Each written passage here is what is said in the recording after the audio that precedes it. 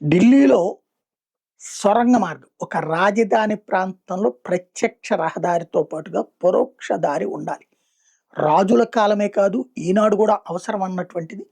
మొన్న Israel issues కావచ్చు, లేకపోతే అమెరికాలో ఇష్యూస్ కావచ్చు, లేదా గల్ఫ్ దేశాల ఇష్యూస్ కావచ్చు. సొరంగ మార్గాలు అంటే రహస్య మార్గాల అవసరాన్ని గుర్తు చేస్తున్నాయి. ఇప్పుడు ఢిల్లీలో అతి పెద్దదైనటువంటి సొరంగ మార్గం 6 లైన్ల రోడ్డుగా భూమి అడుగున కట్టడానికి రంగం సిద్ధమైంది.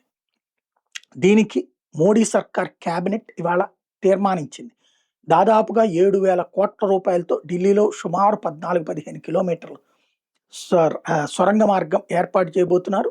ఇది భారతదేశంలో స్వతంత్రం వచ్చాక తీసుకున్న అతి పెద్దదైనటువంటి రక్షణ నిర్ణయం. రాజధానినే ఎప్పుడైనా సరే శత్రువు టార్గెట్ చేస్తాడు. ఇప్పుడు ఇజ్రాయెల్‌లో ఉన్నటువంటి టెల్ అవీవ్ మీద దాడి జరుగుతోంది.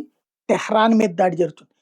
అలాగే ఉక్రెయిన్‌లో ఉన్నటువంటి ప్రధాన రాజధాని మీదనే దాడులు జరుగుతుంది. అక్కడ సొరంగాలు, బంకర్‌లు ఉన్నాయి కాబట్టి బతకగలుగుతున్నారు జనం. లేకపోతే ప్రమాదకరం. దాన్ని దృష్టిలో పెట్టుకొని భవిష్యత్ అవసరాల రీత్యా ఆలోచించింది మోడీ సర్కార్.